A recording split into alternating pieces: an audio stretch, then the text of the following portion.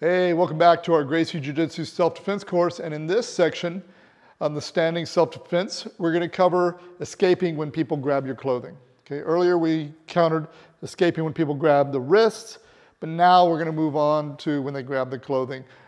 This is one of the most, especially in jiu-jitsu classes with the gis on this, one of the most important things to do is to first, of course, not let them get the grips, but if they do get the grips, understand how to break the grips.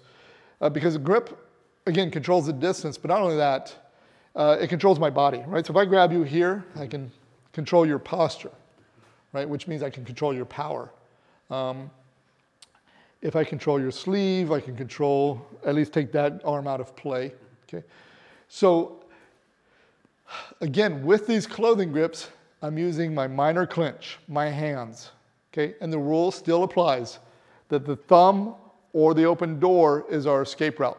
Now the difference is when you grab the wrist, is that I can kind of move my arm out of the hold, right? I move my elbow, brings my hand out, okay? I'm here, drive my elbow in, bring my thumb up, move my hand out. But when I do this and he tries to move his body around, it's not really gonna break the grip. So he has to attack the grip directly and kind of move the grip away from himself. Okay, so the first one we're gonna do is just very simple. Somebody grabs your collar. Okay, as always, he's getting his base. By the way, if I have this arm forward, he wants to have the same leg forward. If I switched here, he'd want to make, that way he's got maximum base. If he had his leg switched and I pull, you feel how off balance you are. Whereas if this, I pull, he's got more balance. Okay, so we have a few things to do. By the way, we're going to cover really quickly just the idea of early, middle, and late defenses. This is something I preach for everything I do. Right? There is no Americana defense. There is an early Americana defense, a middle period Americana defense, a late Americana defense. There is no guard pass defense. There's early guard pass defense, mid period, and late. And as you get better, there become more and more early middle, late middle, etc. So if I reach and he just either intercepts or he knocks my hand off, with this hand just block it off, even as I'm barely getting the grip. So if he holds on to his grip hasn't gotten established yet, he's gonna have a hard time holding on, okay? Now, of course, if his hands are up, he can make it very difficult for me even to get the grip, which again is why, what's our self-defense position? Hands are up. Even if we're doing sport jiu-jitsu grappling, I want my hands covering. I see too many people come out, they let him get the grip, then I get the grip, and then here. Why did I give him that? Okay, we come in, I'm covering, he tries to get the grip. I'm gonna control his dominant, and then we're here. Don't give the guy the automatic grip. But if he did get the grip, I can break that grip pretty early, but if he gets the grip and it gets more secure, that's not gonna work. Okay, so with this grip, if he tries to push my hand this way, it's working in the palm. If he tries to push it straight at me, it might work, but the ideal is going to be this way because that's the way the thumb opens. He's going to go this way. So we have a few different ways to do this. First, he's just going to make a hook with his hands, palms facing me, this way. Now, if he just pushes, stand here, just push with your hands, maybe he gets it, okay? But notice two things, right? It's arm versus arm, okay? And if he pushes, notice how his gi goes. Okay, so he needs to take the slack out of the gi. So what he's gonna do is he's gonna bring his body forward just a little bit, head up, so he's not in danger of like a guillotine or anything. And then he's gonna back his body away and add an angle and up this way. Okay, so right now just do the, don't push my hand, but just do this. So the body is going one way, and the hands are going the other way. And notice he's popping up this way. So here, this is counter force, right? He's using two opposite forces rather than just focusing on one. So he's not just pushing, and he's not just moving his body away. One thing I see people do when they do this is they walk towards the arm when they're pushing. Okay. No, you want to move your body away from the push. Notice with this, he keeps the wrist control. He could absolutely let go of it and escape. From a self-defense standpoint, that's what we're going to do. But later you'll see you can use it to move into different positions of control. If you have more time, he's going to make a hook with his fingers, a cat's paws grips, this way. And what he's trying to do is put his knuckles, either, what is this, leopard paw? Or his fist into the front of the flat parts of my inner forearm and the flat parts of my outer arm. This way, and he's really going to drive his fists in. Okay, and then the same as before. This is really powerful position and control. By the way, when he does both of these, make sure that you're kind of tucking your head a little bit, but not bending over, and keeping this elbow high if he has to worry about it. Here, okay? That's 2 ways. That's more of a medium power situation. Now, sometimes you find yourself, person's just got a really strong grip, okay, and this isn't working. He's going to go this time under this way and secure. And now, this thumb, and the grip is here. What he wants to do is open my thumb. He's peeling my thumb out, okay? So he's going to take the meat of the thumb to the meat of my thumb here, and he's going to open this way, okay? So let's turn this way a little bit. He's going to peel it out and then down, okay? So no matter how hard I'm gripping, once the thumb comes open, everything is open. It's easy to just, for the other 4 fingers to fall apart. So if he tries the other ways and it's not working, he can switch, and this is very painful, very hard to escape, okay? By the way, these all work if he cross grips here too. So it doesn't really matter which side he's gripping. I have other options if they cross grip though that I'll use if I'm thinking counterattack, but you can still do all of these, okay? If I grab this way, he can pretty much do all the same ones, but now he goes this way, okay? Now he's not going to be able to do the thumb one as easy, okay? But what he can do, again, he does the hand grip, the sleeve grip. He can come up, turn this way, get the fingers into the karate edge here, and he's going to roll this way off. So if he grabs here, I can come up, control, and then I'm going to start to peel off this way. The same as we could peel off this way. Okay? So those are your lapel grips, single hand lapel grips on the gi. Okay, so now we're going to cover, somebody comes here and they grip this way. Here, and I've got this grip. Okay?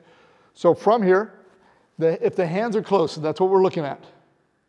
So it's kind of a bully grip here. If he just breaks one grip, and then he goes to break the other grip, I'm always going to have the other grip. Okay, so we want to break both at once. So from here, what he wants to do is he wants to step straight to the side. Okay, very important when he does this. I see people and they step and they kind of turn. Very important that he's just sidestepping me. He steps and he's going to bring this arm under. Now notice he's going as high as possible. He wants my arm in the crook of his elbow. So I see people try to do this here. You're not going to have the leverage. So he goes high here. Now he's going to use his thumb to grip his wrist, not his hand. Again, you're going to bend your wrist. And this elbow is high.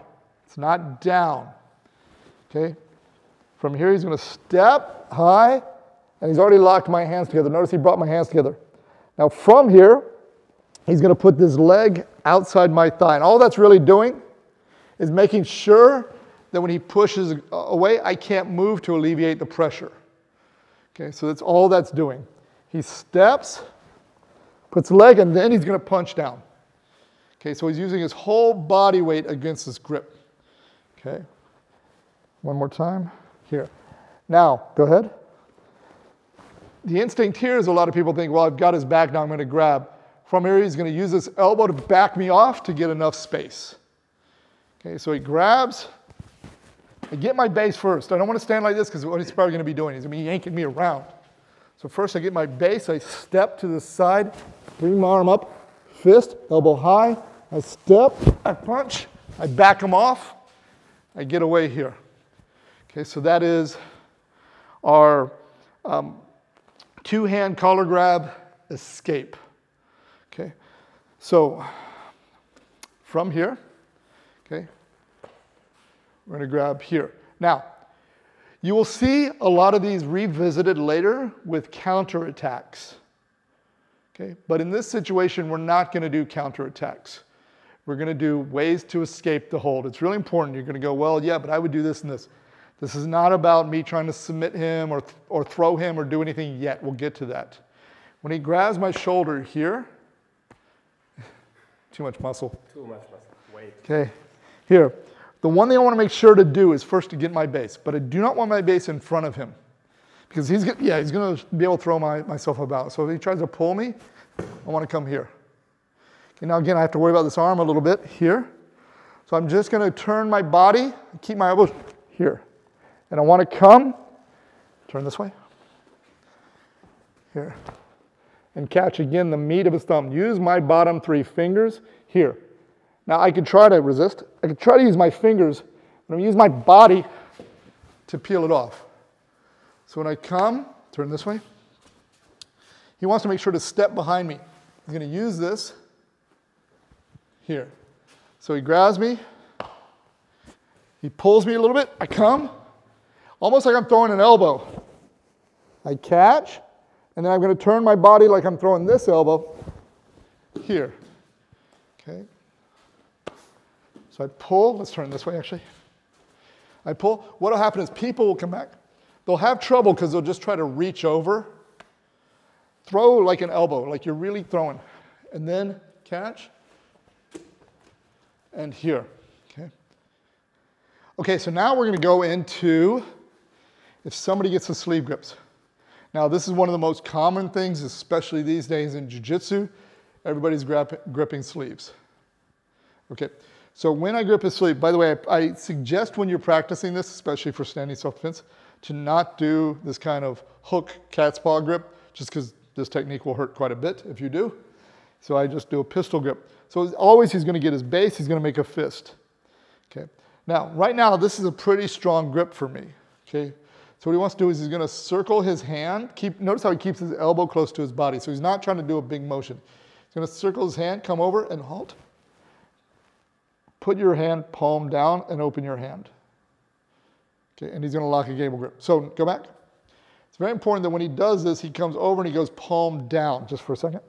Notice what happened to my grip. It inverted. This is very hard for me to hold on to now. Okay, so he wants to avoid this. So he circles over, he makes a palm grip, and now he's making a gable grip. So he's not grabbing with the thumbs. He's grabbing this way. He's not grabbing. Again, I see people grab like this. He's making a strong gable grip. This backhand is coming from the underneath position. One more time. And now what he's going to do is he can use the whole power of his body. He can step back. He's going to pull his hand down to his back knee. So I grab, I go, come here, here. Okay. Even if I'm holding on, I'm not going to try to do this too much, but I try to hold on strong. Almost no chance to hold that. Okay. So we're circling to the outside. He's not trying to go inside and out and do it. He's coming this way because it inverts my wrist. Gable grip, pull, use your whole body, pull down. Okay. So now, another variation. Somebody grabs behind the elbow. Okay. This can be really tricky because, unlike this, if he moves his arm around, it doesn't really affect. If I'm holding here, he can use his body to rotate. But when I'm here, it can be really tricky to deal with. Okay, so the first thing I want to do is, when he grabbed here, notice that there's no slack, which makes it a lot easier for me to break the grip. Anytime there's no slack, you have less of a stable grip. But if you grab like this, there's a lot of slack. It means when I move my arm, it doesn't really affect your grip. So that's the first thing I got to do is I got to take the slack out. So when he grabs here, first thing I want to do is bring my thumb to my ear. So it tightens up the gi. I'm also bringing my other hand up. Okay, here. Now, once I have this grip here, if I just try to pull away, I can have trouble because what can you do? You can follow me. Okay, so as I do this, I'm going to step my right leg back, and my left hand is going to strike his shoulder here. So if I'm here and he's trying to hold on, here. So I'm not going this way because I can't reach, and he'll follow me. So this is one of the few times we're going to switch our stance. So I switch back, because follow me. All right. Notice also my head is down, my arm is up, so if he's trying to punch, I'm here. And because I got the slack out, now I use my whole body rotating here. So I grip, he brings the thumb up, that takes the slack out, he turns and steps and breaks the grip. From this side, I grip, he takes, go back. This part is really important. When he does this, it really takes a lot of the slack out. He posts on this shoulder, he steps back and breaks the grip. And so those are some of our ways to escape when somebody's grabbing the clothing, using the same principle again as before with the wrist grabs of the fingers and the thumb opening. That's being our escape route.